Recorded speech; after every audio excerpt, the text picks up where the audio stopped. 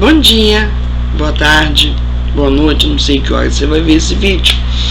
Então, nosso segundo encontro nesse mês da Bíblia. Antes de qualquer coisa, eu queria dizer obrigado. Obrigado pelo carinho, pelo apoio que eu recebi, mas principalmente obrigado por você ter dito sim a Deus. Você não está dizendo sim a mim. Eu aqui nada mais sou do que um instrumento. Quando você assiste esse vídeo, quando você se propõe a ir lá, olhar, pesquisar, estudar, se aprofundar, você está dizendo sim a Deus. Então, muito obrigado. Então, vamos começar esse nosso segundo encontro? Vamos lá? E não vamos começar sozinhos, né? Vinde, Espírito Santo, enchei os corações dos vossos fiéis e acendei neles o fogo do vosso amor. Enviai o vosso Espírito e tudo será criado, e renovareis a face da terra. Oremos. Ó Deus, que instruístes os corações dos vossos fiéis com a luz do Espírito Santo, fazei que apreciemos retamente todas as coisas segundo o mesmo Espírito e gozemos sempre da sua consolação. Por Cristo nosso Senhor. Amém. Amém? Então, já que chamamos o Espírito Santo para estar conosco, vamos seguir nesse nosso segundo encontro. Nós perdemos um hábito muito salutar da nossa vida, né? Hoje tudo é digital. Hoje tudo é no computador, é no celular. A gente comeu muita mosca com isso. Perdemos o prazer de chegar numa prateleira, olhar, escolher um livro, pegar, folhear, o que eu vou ler hoje. Perdemos isso. Como também perdemos um hábito muito agradável de enviar cartas. Lu, hoje a gente tem tudo e não tem, né? Porque eu não sei vocês, mas eu guardo até hoje as cartinhas que eu recebi. Eu tinha um padre muito querido, o padre Ronan, e o padre José Morrice. Nós éramos muito amigos. E até hoje eu tenho guardado as cartinhas de quando eles iam para a França, de férias, que eles me mandavam as cartas, eu tenho até hoje essas cartas guardadas. Eu tenho carta de padre João Bosco guardado. Então eu posso de tempos em tempos pegar essas cartas, segurar o papel que eles tocaram e voltar àqueles momentos, fazer a memória daqueles momentos e daquelas pessoas que já se foram. No computador, no celular, a gente acaba apagando para liberar a memória. E com isso a gente perde lembranças. Só que antigamente é o que se tinha, né? Então nós vamos agora começar a falar da carta aos Gálatas. Mas antes de falar da carta, a gente tem que entender em que meio aquilo existiu. Então a primeira coisa que a gente tem que pensar: qual é a diferença entre uma carta e uma epístola? Aham! Vai dizer que você nunca pensou nisso. É óbvio que pensou. Carta é uma coisa mais pessoal, mais direcionada. Eu escrevo uma carta para uma determinada pessoa, para um determinado grupo, para uma determinada comunidade. Isso é uma carta. Epístola já é uma coisa mais aberta. Ela não é direcionada a uma pessoa específica. Ela é para grupos. Ela é para qualquer pessoa que a pegue e leia. Você vai dizer, então, Lu, a carta aos Gálatas não é para mim. Lógico que é. Vocês estão entendendo? Eu estou falando do sentido do momento em que ela é escrita. Todo texto bíblico é atemporal. É para qualquer momento, é para qualquer época. E, lógico, é para qualquer pessoa. Então, a carta aos Gálatas, o nome já diz, ela foi direcionada a um grupo específico, tá? Então vamos nós. Todo mundo na escola sabe, aprendeu isso. Uma carta, ela tem determinados detalhes. Primeiro, ela tem o autor daquela carta, quem escreveu aquela carta. Ela tem o destinatário, para quem eu vou escrever aquela carta. Ela tem uma finalidade, né? Eu faço aquela carta por algum motivo. Eu tenho algum objetivo ao fazer aquela carta. E essa carta tem um corpo, que nós aqui vamos chamar de doutrina. A carta, ela tem dentro do seu corpo uma doutrina que é passada, né? Então vamos agora começar pensando. Quem é o autor desta carta? A tradição, a igreja, os estudiosos nos dizem que esta carta é de autoria de São Paulo. Bacana. Quem é Paulo? Quem é este santo que está na minha vida, que escreveu essa carta para um povo que existia lá, que hoje serve para mim? Então, quem é São Paulo? São Paulo, judeu, ele era um judeu, mas ao mesmo tempo que ele era um judeu, ele era um cidadão romano. Então você já sente que ele já não era um judeu qualquer. Era um cara que tinha um passe livre, porque ele era membro do Império Romano. Entenderam, né? Nasceu em Tarso. É importante saber onde ele nasceu. Por que é importante? Ele era o Saulo de Tarso. Isso não é sobrenome. Vamos lembrar que naquela época não havia sobrenomes, né? Se localizava as pessoas pelo lugar onde ele nasceu ou pela casa a que ele pertencia. Hoje, para nós não somos reconhecidos pelas nossas famílias, pelo nosso sobrenome. Então ele era Saulo de Tarso, ele era Saulo, judeu, que nasceu em Tarso. Qual a importância de Saulo ter nascido em Tarso? Tarso era um centro de ensino. E nós vamos ver em Saulo, ainda Saulo, um homem de uma grande cultura. Ele foi discípulo de Gamaliel. Naquela época, Gamaliel era o bambambam dos bambambãs. Então, Saulo, além de ter nascido num centro cultural de muito ensino, um local mesmo de ensino, é discípulo de um grande homem, de um sábio, de um grande conhecedor. E é um cidadão romano. Então ele é grande conhecedor da lei judaica e ele é grande conhecedor das leis romanas. E tem funções dentro do Império Romano.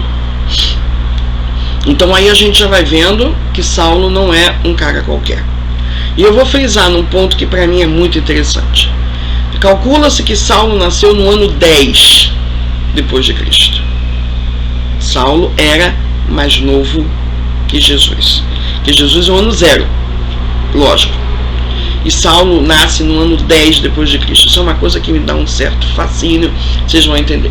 E São Paulo sofreu muito a influência da cultura grega. Como é que a gente vê essa influência? Para quem trabalhou muito com a cultura grega, com os escritos gregos, sabe que os gregos, os escritos dele eram muito no sentido do diálogo, jogar perguntas, jogar respostas, jogar perguntas, jogar respostas. Quem vai usar essa técnica muito tempo depois também é São Tomás de Aquino. Jogar perguntas, jogar respostas. Então nisso a gente identifica a influência grega de Saulo, nosso querido São Paulo. Ele era fariseu. Nilo, fiquei na mesma. Fariseus são romanos chamados, era um grupo de judeus, era um grupo de judeus chamados meios que separados, segregados.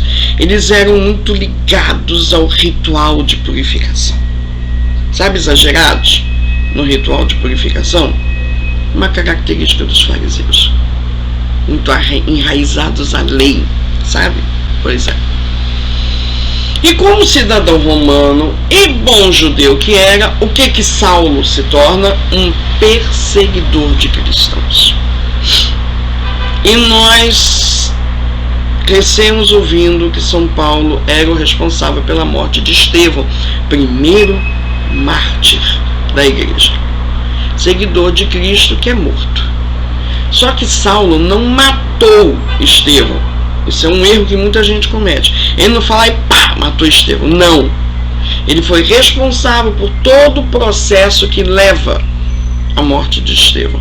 Vamos lembrar que ele era um homem que tinha um cargo, tinha uma função. Só que também a gente conhece essa história que no caminho de Damasco, Saulo cai do cavalo, literalmente falando. Tanto no sentido literal quanto no sentido popular do que a gente fala, né? E ele se torna Paulo. deixa de ser Saulo, se torna Paulo. A gente sabe que a mudança de nome é necessária porque ela caracteriza uma mudança de vida. Só que aí São Paulo se torna um problema. Ao mesmo tempo que ele é uma solução, ele é um problema. Imagina, você tem um cara que é raivoso, furioso, caçador, não livra a cara de nenhum cristão, de repente aparece na tua frente e diz: ô meu querido, do nada, desculpem, da noite pro dia, e diz: não, eu agora sou do grupo de vocês. Você faz o quê? É ruim, hein? Ó, os dois olhos mais do que abertos. Lógico, gera muita desconfiança no meio cristão. Muita desconfiança no meio cristão. Tá? E São Paulo, por isso que eu frisei tanto 10, o ano que ele nasceu. A conversão de São Paulo se dá no ano 36 aproximadamente depois de Cristo. Ou seja, quando se converteu, São Paulo tinha 26 anos.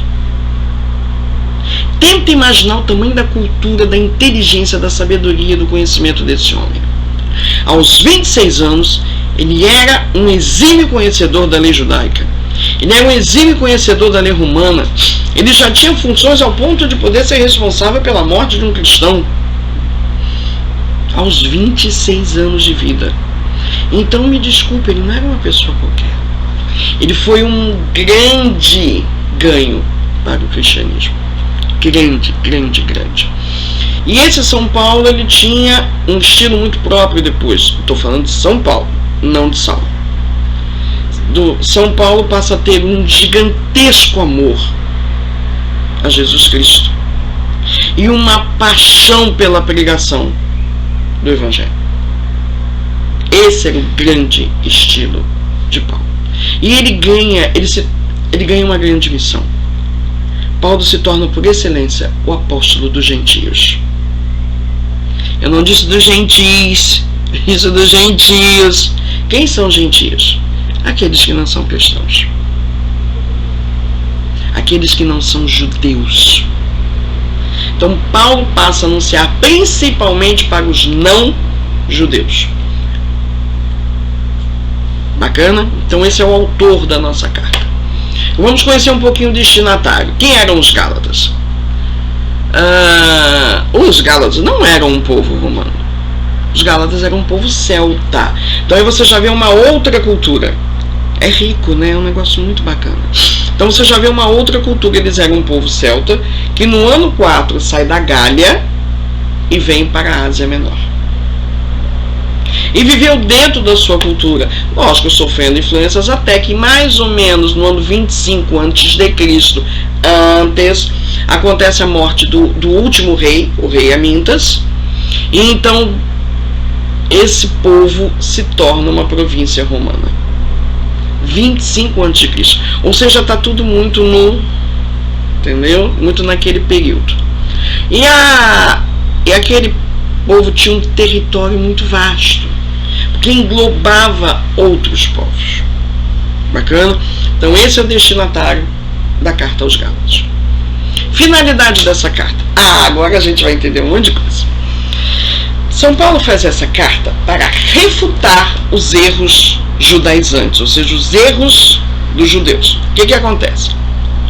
São Paulo esteve lá e pregou para eles. Bacana? Falou do Cristo, falou da conversão, falou de tudo aquilo que precisava falar e falou que a lei antiga não tinha mais sentido. Só que foi embora. Vocês sentem bem, um povo celta vive sua cultura, de repente se torna uma província romana. É um povo que não está tão bem estruturado, entenderam? Aí de repente ele vai embora, os judeus chegam lá e começam a oferecer uma estabilidade para eles. Vocês já viram muito disso. Não entendam errado o que eu vou dizer, mas é um exemplo que eu vou dar, que foi um exemplo que eu conheci. É muito comum a gente ouvir: não, eu fui para a igreja evangélica porque lá eu parei de fumar, lá eu parei de beber, lá eu me tornei um homem de bem. Aí você chega e pergunta: como isso se deu? O pastor falou que eu tinha que parar, que senão ia queimar no inferno. Isso não é conversão. Isso é medo. A mesma coisa aconteceu lá com aquele povo gálata. Paulo foi lá, pregou, e o cristianismo trazia um vento de liberdade. Eu creio porque eu amo, eu creio porque eu creio porque eu quero viver a liberdade dos filhos de Deus. É confuso o novo. Aí Paulo sai e chegam os judeus. Não, você tem que se circuncidar. A lei existe. A lei te dá segurança. A lei te dá estabilidade. Se você não seguir a lei, você será segregado. Se você não seguir a lei, você não encontrará o Deus que virá para nos salvar. Eles não reconheciam que o Deus já tinha vindo salvá-los. Então aí o povo de lá começa a se perder. E Paulo fica irritado, indignado. Vocês vão dizer, como é que ela não pode dizer isso? Como é que ela pode afirmar que São Paulo ficou irritado? É a única carta de São Paulo que ele não tem agradecimentos. Todas as cartas de São Paulo têm um agradecimento. Essa é a única que não tem. Ou seja, São Paulo não estava contente. A gente sente um quê de indignação. Como que diz, eu vou aí anunciar a verdade, vocês jogam ela fora por nada. E a briga toda por uma circuncisão. Uma briga que a gente sabe que vai rolar.